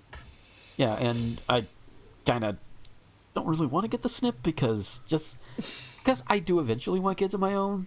It's gonna be a while, but at the same time, it's Yeah. like I'm also lazy and I could put that money towards other things. And you know what? It's cheaper to just get some condoms. Cheaper, Yeah. Yep. you know. What's the But- thing about and the versus thing? Last time I went onto the pill, I'm not on it at the moment. Yeah. But last time I went to the clinic and got it all for free. They asked me. They offered me to do some condoms as well. I'm not active at the moment. I had it more for regulating my periods and other health reasons. Which again is another reason you shouldn't try and keep women off contraceptives, because it might not be for the sex reasons. It might be for other health reasons. Yeah, because let me tell you something. Hell hath no fury like a woman whose uterus is trying to chew her way out of her tummy, and nothing to regulate that shit. Yep. It's just, no. Because pain makes you do really, really, really, really violent things sometimes. I should know. But, But yeah. Oh, but with that, we're going to go ahead and take our break. That's definitely a long one. And we've only got the one news story this week, but it is good news, thankfully. Overall good news. Mm-hmm. But we're going to also do a little bit of a deep dive. The article itself is quite long. But so it's only going to be the one. But again, the end result is good news. We'll talk more about that when we come back. So stick around. Hey folks, we'll get back to the show in a moment, but first I want to tell you about Patreon. Patreon is what I use to get around all of the YouTube adpocalypse bullshit, and while I don't have a lot right now, every little bit does help.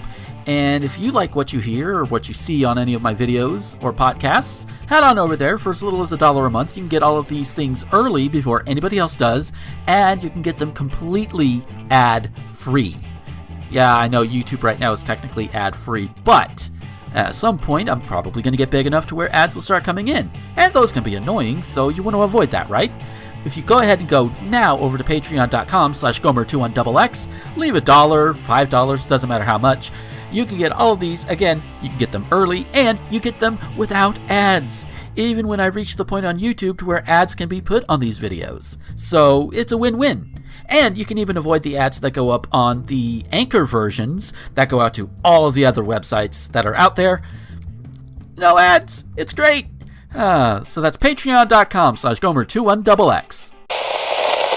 And now, an important message from Tyler Green, Kitty Quinn, and Randy Martin. Are you tired of asking yourself if that obscure show or movie you watched once was a fever dream? Is it still in your brain to this day as a 3 a.m. channel-changing hallucination? Well, join us as we yank that said memory out of your subconscious while we do a deep dive on it on Channel KRT. Channel KRT is a new bi-weekly podcast where we look at the best and worst of obscure media.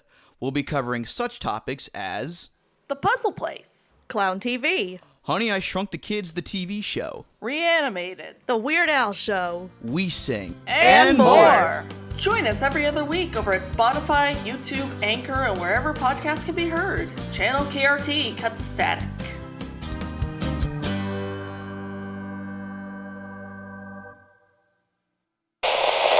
Howdy, everybody. Welcome to this little segment of the show that I do in the middle of everything. Excuse me. Yeah, so second half of the show is going to be heavy. Oh, God. Where we talk about the NXVIM outcome of that particular trial. It's going to be rough. There's going to be repeated warnings, but yeah, it's going to cover stuff like abuse of all kinds, sexual, physical, mental, emotional, etc. A lot of horrible shit's going on, so there's that. That's going to be in the second half. You'll get another reminder when it comes up. But I wanted to also use this to kind of gush a little bit about the Isle of Armor update for Pokemon Sword and Shield, because we need some happy in this episode, and as much levity as we're going to try and put in the end there, I don't know how well it's going to work. But the Crown Tundra is the latest DLC from the pack for Pokemon Sword and Shield, and it's really damn good. I'm, for those who don't know, I am what they call a shiny hunter, where you go around and you find alternate colored Pokemon that shine whenever they come out into battle. And they're usually really rare. Like, at base, it's like 1 in 4,000 something, I think, at base. But you can get the odds increased and everything. And there's a thing called the Dynamax Adventures. You go in, you fight a series of 4 super large Pokemon with a group, and you go through and you get legendaries this way and all of that. And it's become a really, really good way of shiny hunting. Because you go through, you can get Pokemon you may not have had before. You can get Pokemon that are better than what you've had before. You can get this stuff called Dynite Ore to trade in for items that you might need or want.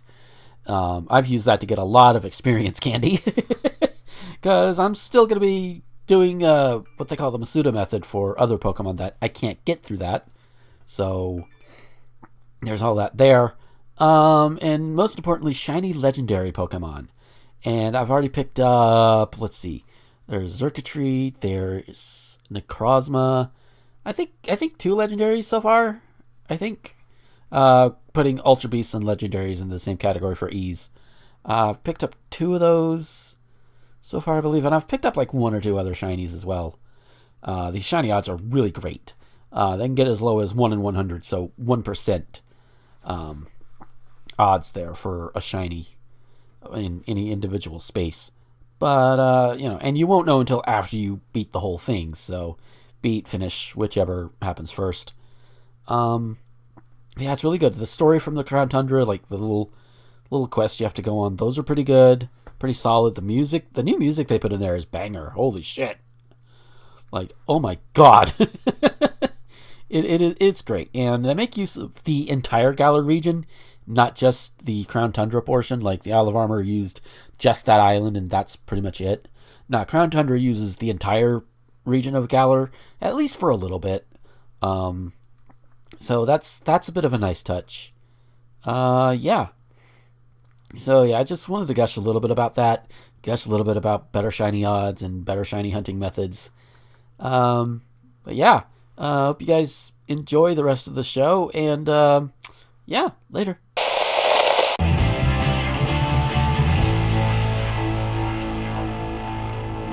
And we are back from our break, and before we get to the news story, I looked at my messages while we were taking care of our things, and my friend Vi sent me this Reddit thread. It is titled, "Incels have started hitting themselves to grow bones." It's not how that works, number one. Number two, the thread itself, it just has a video that takes like a, you know how you do like your screen recording on your phone or what have you? Mm-hmm. One of those. Yeah. From the Incel Selfie subreddit. And the title of that is, "I know these punches are weak. Next time I'll make sure to leave bruises and a bloody nose." That's like, dude, that's not you growing bones. That's you self-harming. Get help. Oh my fucking god. I can't think of what logic they think they're applying here. I don't know. Oh, God.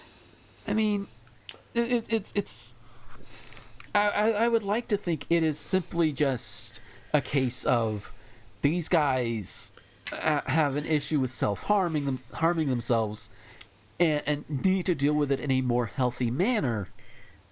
And the reasoning behind it is also just so goddamn stupid. It's like, it's one of those. It's a difficult spot to be in because it's both tragic and idiotic. I mean, Yeah. hashtag not a doctor, but isn't there a thing where if you do break a bone, depending on how it's fixed, that it can grow like a little bit of extra bone as it's re-knitting itself? I'm not sure. I know they can grow back wrong. Yeah. That's the only thing I can think of where you could potentially grow extra bone once you're an adult, because I think even once you're an adult, even all the milk in the world ain't going to help you grow extra bones.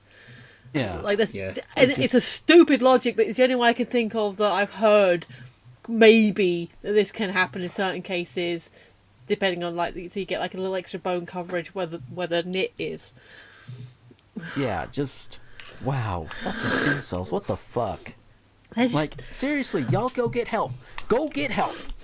Seriously. Yeah. I mean that sincerely. Get help. God damn. If you can't Well- afford a psychiatrist, then you know there are ways you can get help. Get the best help you can get. I know shrinks are expensive. I know not everybody can afford places like Talkspace. I realize this. I understand this. I've been there. I'm kind of there. Not with a self-harm thing, but just you know. But so I understand the cost thing. But seriously, get some kind of help. You know? Omegle still exists, I think. So, you know, vent to a stranger if you need to. That can help. I mean, do you have an equivalent to the Samaritans over there? I mean, you must have. Maybe? I don't know that information. But anyway, so our one big ass news story that we're going to go over a bit and go a little bit more into a deep dive. This has been something that's been covered by Blair of the Illuminati. If you follow her on YouTube. If for those who don't know, she's the lady with the pyramid head. Not Silent Hill pyramid head. I mean like actual, you know, Illuminati pyramid head. Hence pun. Anyway, so she's covered this. There's like an HBO multi episode documentary series on it, and this is going to come with a bit of a warning. I'm going to put it here in case my dumbass forgets to put it at the front of the show. But this is going to get some really heavy, dark, sexual shit. Like we are talking things like underage sex. We are talking hypnosis. We're talking branding. We're talking abuse that just even Satan is like, dude, no. At least that's how I see that kind of abuse. At least. Point is, we're getting into some heavy shit here, and I will understand if you have to cut off now. I will totally understand it. I will give you a spoiler, though. The story does end happily, thankfully, because well, I'll give you the first paragraph of this. Well, first 2 paragraphs, rather. So... And then after that, it'll be more of a deep dive, and we'll get to the darker stuff. But thankfully, they put the good news up front. For 2 decades, NXVIM, spelled NXIVM, English is a weird language, NXVIM founder Keith Raniere was hailed as the smartest man in the world by thousands who joined his ultra-secretive organization in upstate New York that preached personal growth through sacrifice. But on Tuesday, his downfall was made complete when the 60-year-old was sentenced by a judge to 120 years in prison for sex trafficking and fraud shortly after 15 former NXVIM members confronted him in Brooklyn federal court, recalling in harrowing detail the abuse they endured in his sex cult. So, This kind of stuff we're dealing with, y'all. So, yeah, that's the ending. They put the ending first, so... If you listen past this and you want to go through the heavy stuff with us, just know that this man is going to prison for the rest of his natural life. So you can be thankful for that. So for those who wish to carry on, we'll continue. In addition to what is effectively a life sentence, more good news first. U.S. District Judge Nicholas Garafuis, I don't know, slapped Raniere with a $1.75 million fine for his crimes, stating that his offenses were cruel, perverse, and extremely serious. The judge also forbade Raniere from having any contact with any NXVIM associates. They are cutting him off cold. And I love it. I am here for it. Yep. Addressing the court on Tuesday, Rainier expressed his deep remorse to those he has hurt over the years, but continued to insist he has been wrongfully accused. Motherfucker! You don't get to say that! You don't get to do that and everything be okay. You don't get to. I am deeply sorry, and I see where I am is caused by me. I am deeply remorseful and repentant, he said. It is true I am not remorseful over the crimes I do not believe I have committed at all, but I am deeply remorseful of all this pain. Did you go to the Donald Trump School of Double Talk? Oh, god damn. I was going to say, it reminds me of, we're sorry that you felt hurt or offended by anything that might have happened. Oh god, yeah. So you know what? I'm gonna change that. It's not the Donald Trump school of it. It's the Channel Awesome school of it. Thank you very much. Yeah. And yeah, come at me. The sentencing map marks the end of a years-long battle between Rainier, known as Vanguard, and scores of former members who allege NXVIM was a criminal enterprise in which Rainier had sex with underage girls, forced women he impregnated to have abortions, and made slaves illegally monitor his enemies. You know, that's the other side of the pro-choice coin.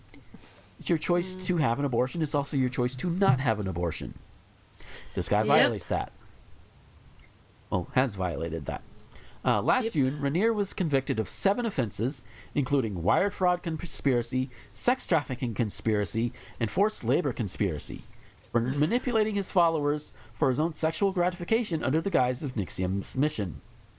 Camila, one of Rainier's victims, slammed the sex cult leader in court on Tuesday afternoon, describing how he hid his abuse behind concepts of value and nobility.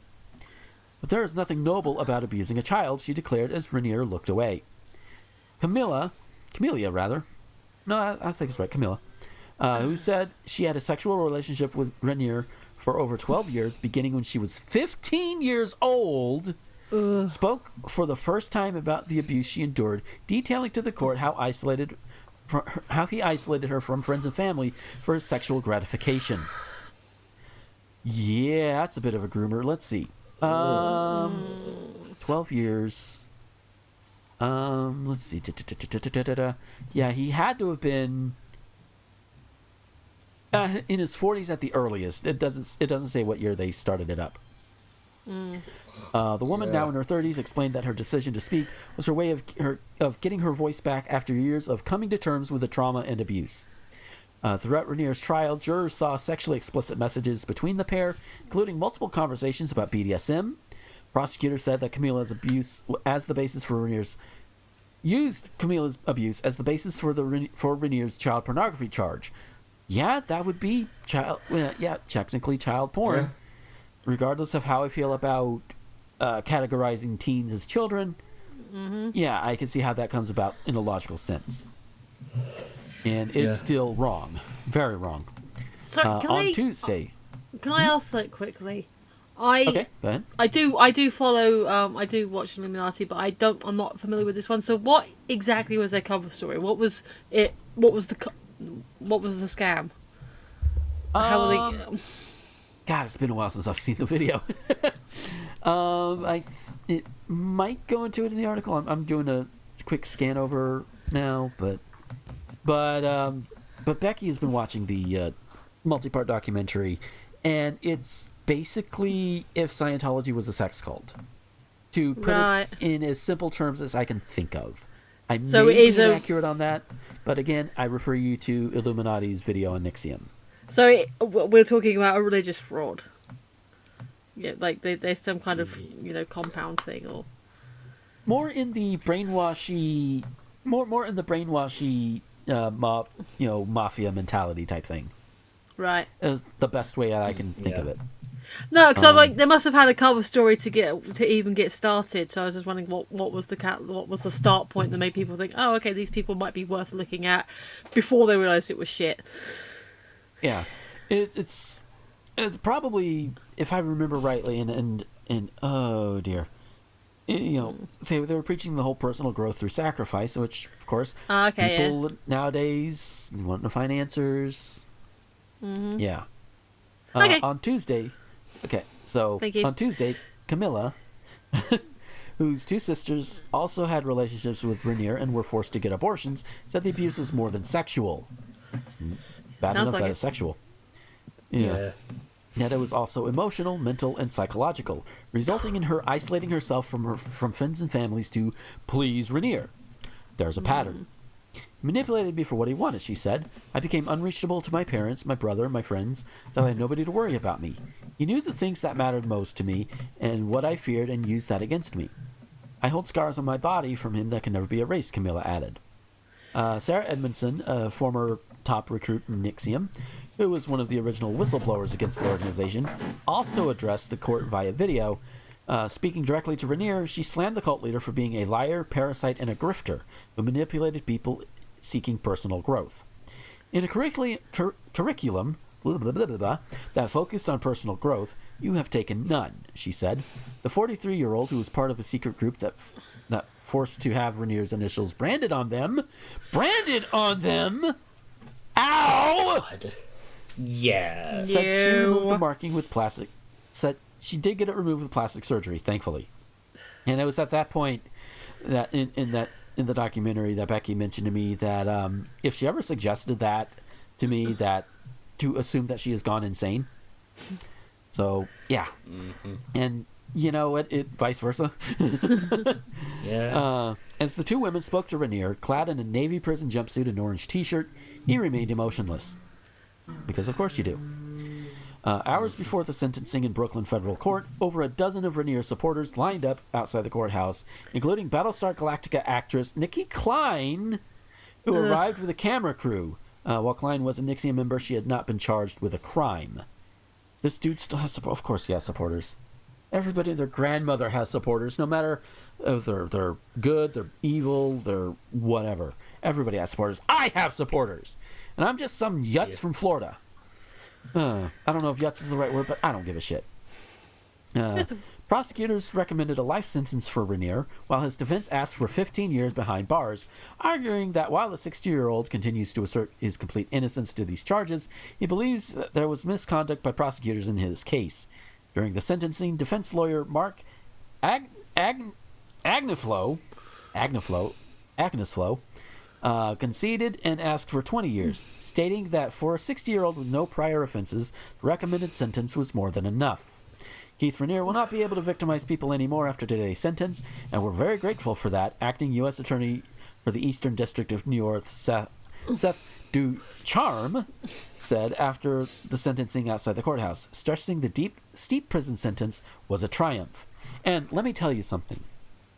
This is one of those cases that they said, okay, no prior offenses for this guy in 60 years. When the offenses are this egregious and this heinous, fuck it. Throw the book at him. We don't give a shit. It's like, oh, we didn't do anything wrong before. That would be like me going out and murdering 20 people. Oh, you didn't have any prior offenses, but you still murdered 20 people in cold blood for the hell of it. No. If I did that, I should be rightly thrown in prison. Just same as this guy. So just, no. No. Doesn't matter how many offenses. You do something this heinous, fuck you, prison. Yep. Steal a little thing from Nash there. Since its founding in 1998, NXVIM amassed an estimated 17,000 members holding $5,000 workshops. $5,000 workshops! That promise to give followers the skills to promote a path to greater self-fulfillment. And by self, he means him. But prosecutors contend it was nothing more than an illegal pyramid scheme in luring in new recruits who were made to recruit others. You know, like MLMs. In 2017, authorities opened an investigation after a New York Times expose alleged female NXVIM members were being branded and used as Rainier's playthings. I have joked, like mostly in private. I have joked that every now and then I've wanted, have a small harem or whatever. But the difference between my joking and what Rainier has been doing here is that everybody in my metaphorical harem would be willing and consenting to it and be treated like people. There's and they would be free to come and go. This asshole wants the power. Yeah. So, yeah. Did you guys ever see Ashes to Ashes? It was the follow-up to Life on Mars, the British time travel cop drama. I have not. Okay, so basically, the female protag, Alex, time slips into the 80s, and she's, the first, like she's an inspector in the department, and like obviously it's still the 80s, so women aren't necessarily always, in those positions. And they were like, any woman that comes into this department gets her ass stamped property of, I think it's CID. And one of the other WPC, she said, oh, no, wait, ma'am, I had it done as well. So she gets her ass stamped, but all the boys then flash her. And because of circumstance in the episode, they don't get to do it straight away. But by the end of the episode, they have kept their end of the bargain, and they all moon her and say, hey, you go, Bolly, here's our end of the bargain. It's a rubber stamp, which would have eventually rubbed off. And then, obviously this is a joke because it's a fiction. I don't know if this is a thing that actually happens or has happened in various departments of various shapes and sizes. Mm-hmm. But, again, rubber stamp, that is a joke, and you get a quid pro quo out of it. Yeah, for as much as getting Moon Day is a quid pro quo. Yeah. But, yeah.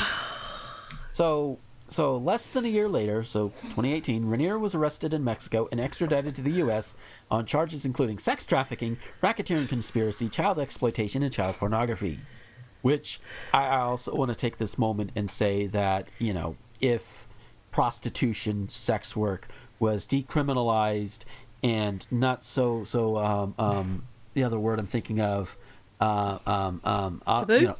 Stigmatized? Yes, thank you, stigmatized. If it wasn't so stigmatized and it was also decriminalized, then Rainier would not have been able to pull the shit he had pulled.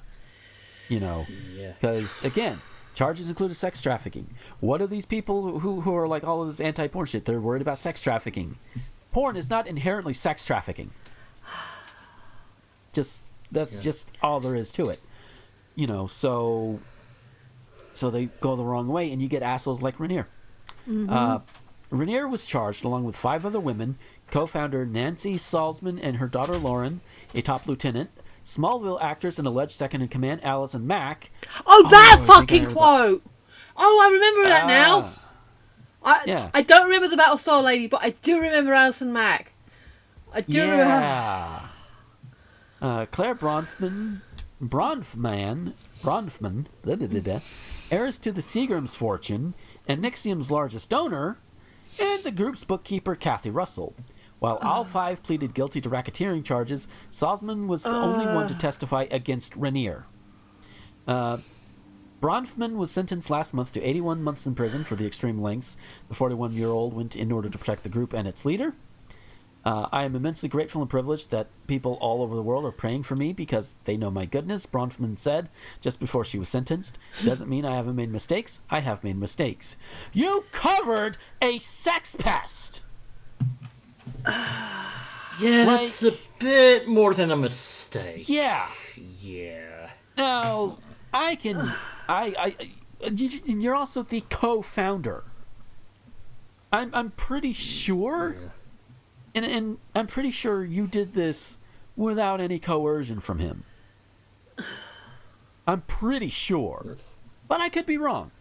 And if I am wrong, then so be it. But either way, you're still an accessory. So if you went through hell during all of this while covering him up and doing all of this, then... Fucking diddums. Then, yeah. But, sorry if you went through actual hell with this organization, but you were still complicit. You go to prison. In a stunning move, Kristen Keefe, who has a 13-year-old son with Rainier and worked in NXVIM's legal department for a decade, also spoke to the court on Tuesday about Bronfman and Rainier. Breaking down in tears, Keefe described the power Rainier and his inner circle wielded over her. a force that led her into hiding with her son for years. My child will never get back the years we spent in hiding, she said, after detailing how Rainier and several of NXVIM's top lieutenants used threats to silence her after she had Rainier's child. Throughout Rainier's 6-week trial last June, jurors heard lurid testimony from several women, some of whom testified about NXVIM's purported women's empowerment group, DOS, not to be confused with Disk Operating System. The woman, we gotta have some levity somewhere. Yes, I'm not disagreeing. Yeah. The women allege it was actually a master-slave program in which they were forced to have sex with Rainier, blindly obey their masters, and brand themselves with his initials near their crotch with a cautery pin without anesthesia. Dude! What the fuck? God damn, dude! Among the written DOS instructions created by Rainier, Lawrence Salzman testified slaves were told to be a hungry dog for your master. Oh. India Oxenberg, a former member of NXVIM and the daughter of Dynasty actress Catherine Oxenberg, detailed to the court on Tuesday how Rainier stole 7 years of her life and abused her, calling Rainier several names, including sexual predator and racist. Gee, the sexual predator is also a racist. I know the two are not always one and the same person, but I'm not surprised either. Oxenberg went into detail about the pain she endured while in DOS and the mental manipulation she endured while in the perverted sorority. You're a liar and a sadist for getting pleasure watching our skins burn, she said. I may have to live the rest of my life with Keith Rainier's initials on my skin. Ugh. Okay, somebody start, if somebody hasn't already done so, start up a GoFundMe or a Kickstarter or whatever, get her the plastic surgery the other lady had. We can do that. India Oxenberg. That's the name. You know, assuming she's gunning for the plastic surgery. Oxenberg, who didn't leave the organization until after Rainier's arrest, urged the judge for a permanent sentence in light of the permanent effect his abuse had on his victims. I will be the victim of Keith Rainier's for the rest of my life, but I don't need to act like one, Oxenberg told the court, her voice breaking several times. But since Rainier's conviction, he has maintained his innocence and continued to issue demands to his disciples from inside prison, prosecutors said in a sentencing memo last month. He shouldn't have access to anything like that. No. He should. No. I was going to say, don't put him in solitary or anything, but don't let him have contact with the outside world. Just don't. Requesting a life sentence, prosecutors revealed in a memo that to Garaufus, that Rainier still has been communicating with his remaining supporters through phone calls and emails, suggesting that he is unrepentant, has no empathy for his victims, and will continue to commit crimes if released. Well, if it works anything like the Mafia, crimes could still be committed in his name. Cut off all outside communication! One thing, okay, so, yes. However, is this like a pre-sentence, post-sentencing thing? Like, once he's, like, going to wherever he's going for, like, his permanent length of his sentence, then they can cut him off completely, but prior to that, they give him some privilege? For the heinous crimes he has committed, and for the network he has, he should be cut off. Yes, I'm not disagreeing. Could then be, because that network could be used to influence judges or lawyers, intimidate witnesses, intimidate jurors, that sort of thing like that. Yeah. Oh, I'm not disagreeing. I'm just saying, is it like that's why he still has some access because pre-sentencing? Yeah, I couldn't tell you, but where were we at? Okay, some of those commands include digging up dirt on Garaufus, asking pundits, including Harvard professor Alan Dershowitz, to speak on Rainier's behalf, and to allegedly start a podcast with a $25,000 cash prize that would entice listeners to find purported errors in Rainier's prosecution and trial. Dude, you're trying to crowdfund lawyers. Damn, dude.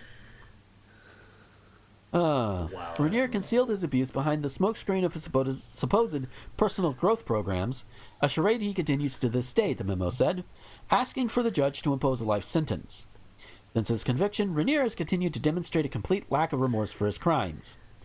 Yeah. In a court filing last month, Rainier's own defense lawyers admitted that the Vanguard carries no remorse for his actions and will not be asking his former members for forgiveness. Instead, the legal team accused Garafaris of corruption and demanded a new trial. Garafaris on Friday denied Rainier's second bid for a new trial.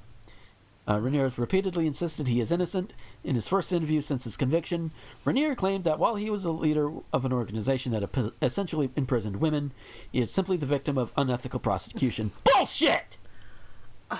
Bullshit! You got caught. You're having to face consequences. Fuck you. He's 60, so fuck you, you fucking boomer. Is this a case of you're disagreeing with me, so therefore you're wrong? It's sounding like it, except to a very heinous degree. I am innocent, Rainier said in the Friday jailhouse interview with Dateline, before stating he was sorry and pained over his role in NXVIM. This is a horrible tragedy with many, many people being hurt. There is a horrible injustice here. Whether you think I'm the devil or not, the justice process has to be examined. And here's the thing. The justice process has to be examined. While in and of itself is not wrong, hello, black people being executed on the streets by cops because cops see a black person and immediately start firing because they think they're in danger when they're not. You know, because racist cops.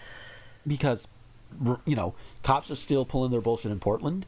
There's still, you know, like in, Philadelphia, cops gunned down a black man because he was black, apparently, when his loved ones called 911 to get him help because he was having an episode.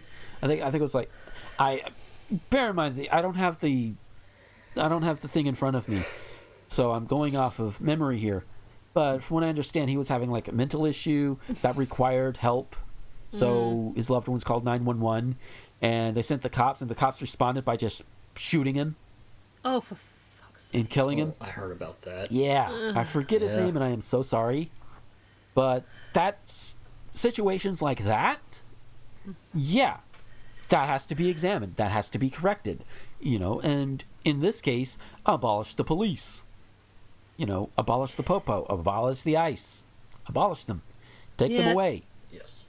If we need some sort of force to help maintain peace, then it needs to be something else, not what we have now.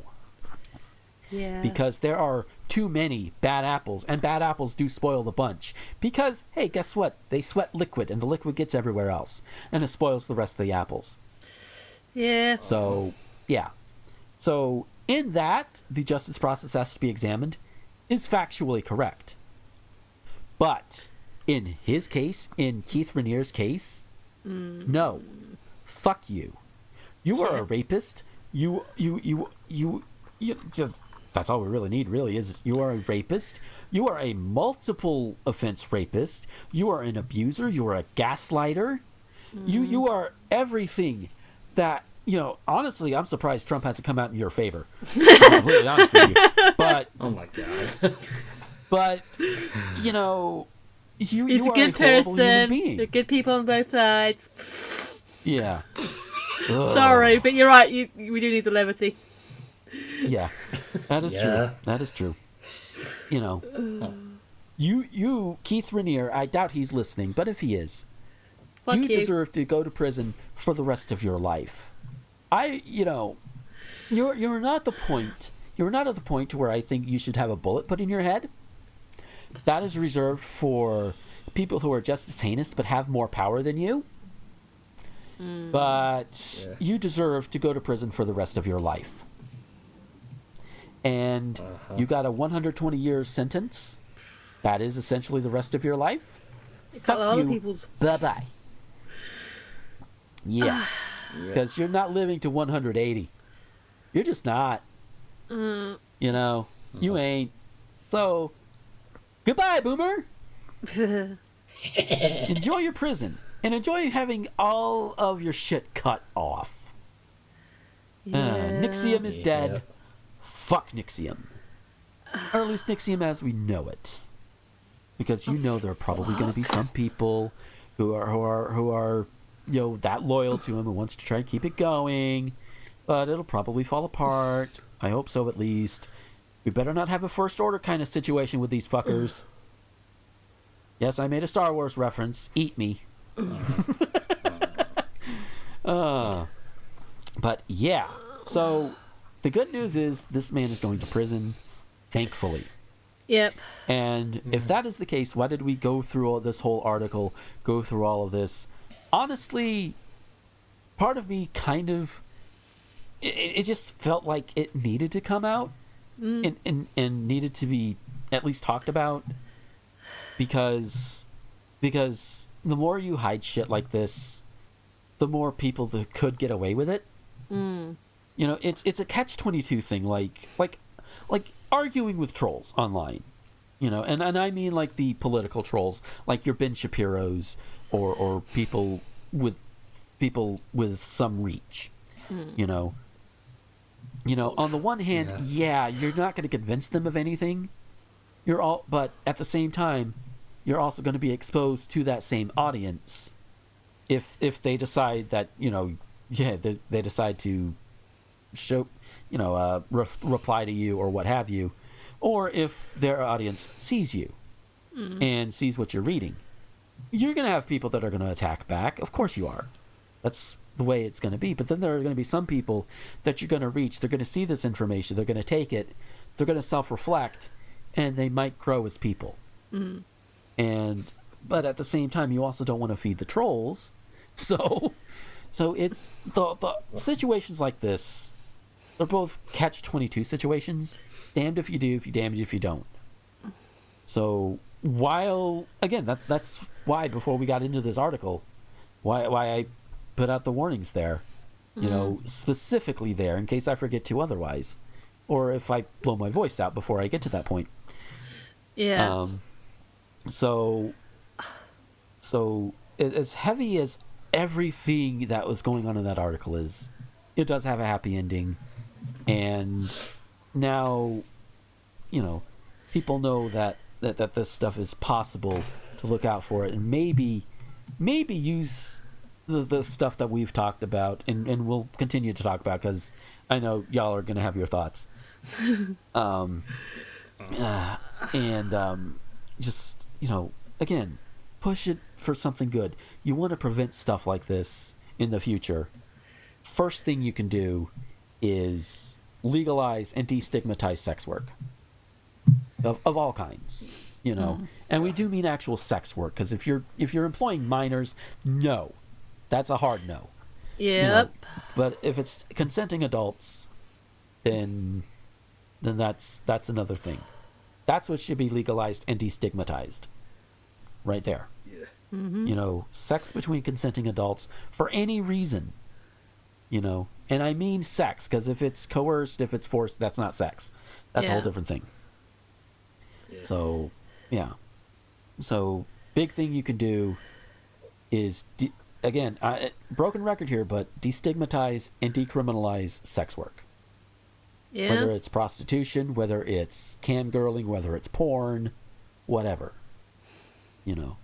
That is one big step to keeping monsters like fucking Keith Rainier from pulling shit like this ever again. Yeah. Or at least making it that much harder. Because with it being destigmatized and decriminalized, the workers will have a legal recourse. They wouldn't feel like they have to hide from the cops, because then the cops could also arrest them for doing something illegal. Yeah. So, so who wants to take the first step on this one?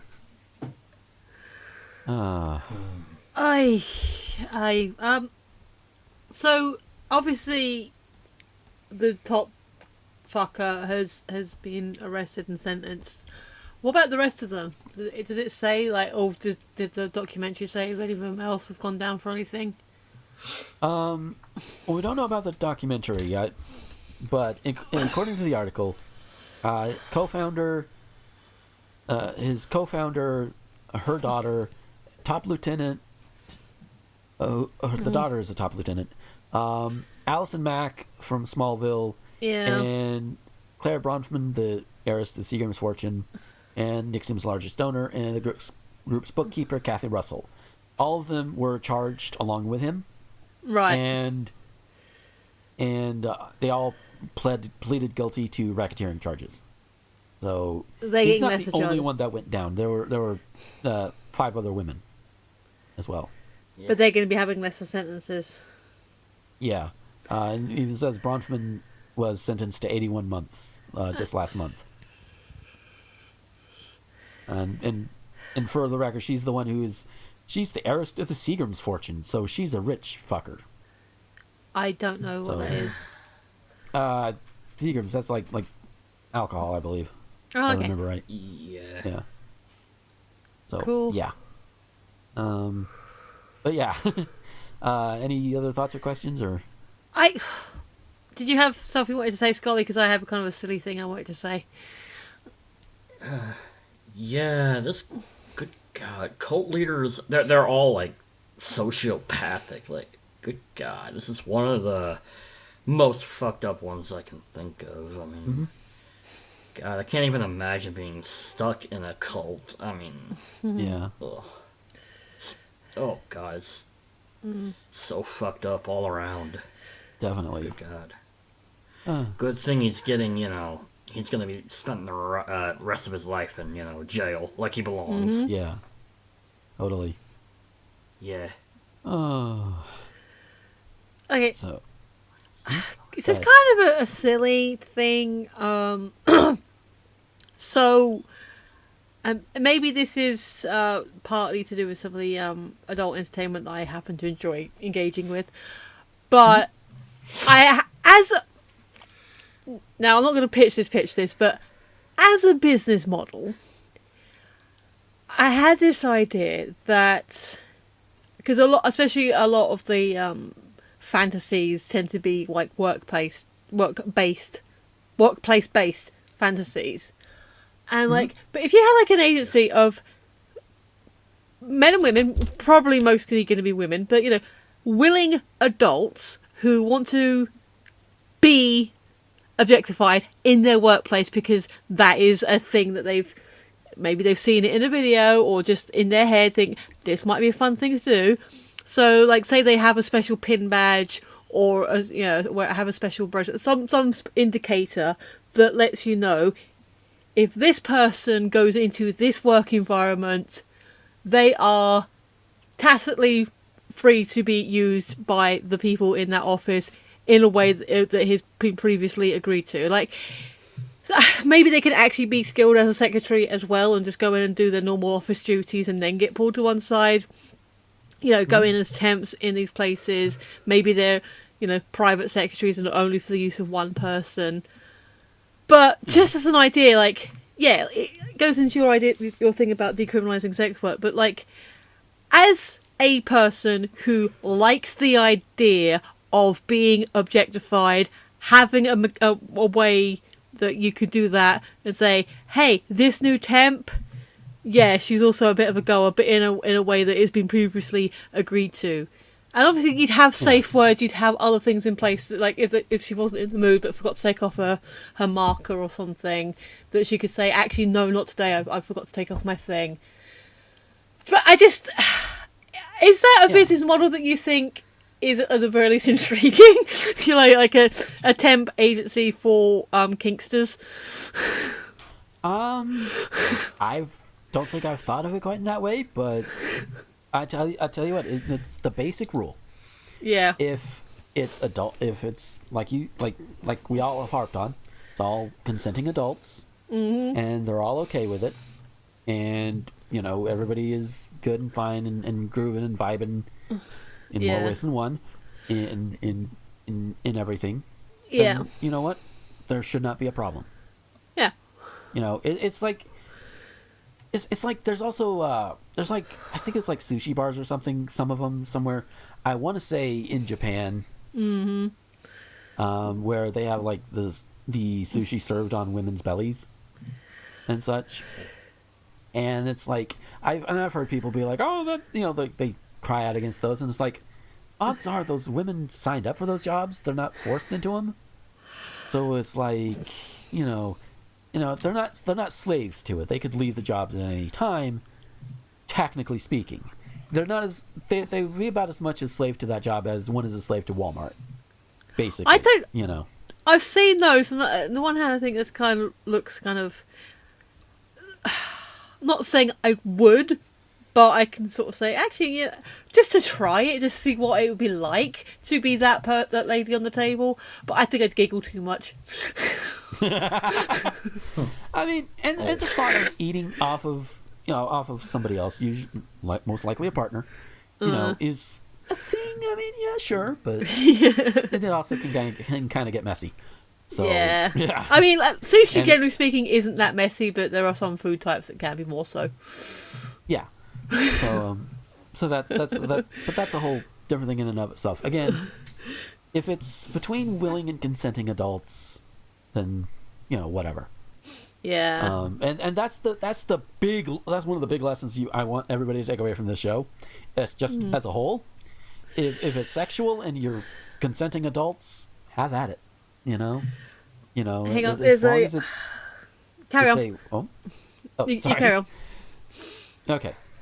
So, that's the big thing. It's like, as rage-worthy as I can get, and everything else I put out there publicly and privately, the big thing is consent's a thing.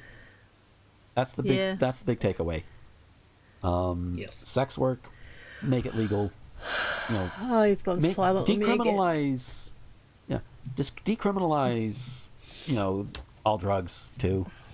Educate people about certain drugs, and have consequences for actions that happen while under the influence of drugs, but don't make the drugs illegal, because that doesn't work. Give consequences to those actions.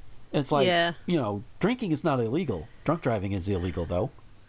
Yeah. So, because we've realized that the alcohol is not the one doing the thing, it's the person. Same with drugs.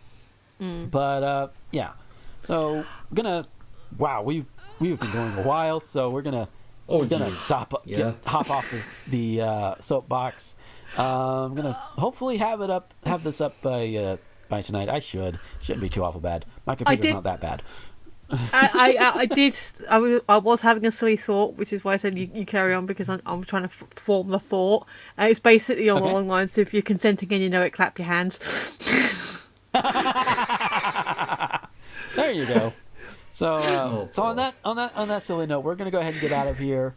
Those of you who've listened through to the end, through the one big news article we were talking about, thank you very much. I know it was a rough one. I know it was dark. But again, like I said, it's kind of a catch-22. It's one of those things. It's like, take it as a means of showing what kind of shit is happening while sex work is criminalized. You get shit like this. So you decriminalize it. And this work, while it may not disappear completely, it will definitely reduce it down considerably. So, because again, you're gonna have scum of the earth like NXVIM. So anyway, on that note, Scully, if we wanted to find you on the social media, where could we find you? You can find me on Twitter at Scolipendra and on Tumblr at Scolipendra91. Sweet. And Michelle, where could we find you? I have a link tree, and I can remember how the address works. It's link tr.ee/Phoenix11 PHEONIX11. Sweet. And as for me, I also have a link tree, linktr.ee/GomerDoinXXX, that has links to pretty much everything that I do online. And also, don't forget, if you need masks, and you really should be getting yourself masks, you never have too many at this point, because hey, I've got 3 myself. So check out Mel's shop, melparadise.etsy.com. Don't forget, use the promo code Gomer10 to get 10% off. And of course, I would be remiss if I also did not mention that our title card artwork, if you see it and all of that is done by the very wonderful and talented Becky Hopkins, who also has a card, which is similar to a link tree, which is beckyhop.card with 2rs.co. And all of our links and everything will be in the doobly-doo. That is going to be it for this week. Again, thank you guys so much for listening. And until next time, this is Gomer the Ranting Thespian with Scolipendra and Michelle signing off. Bye-bye. Later.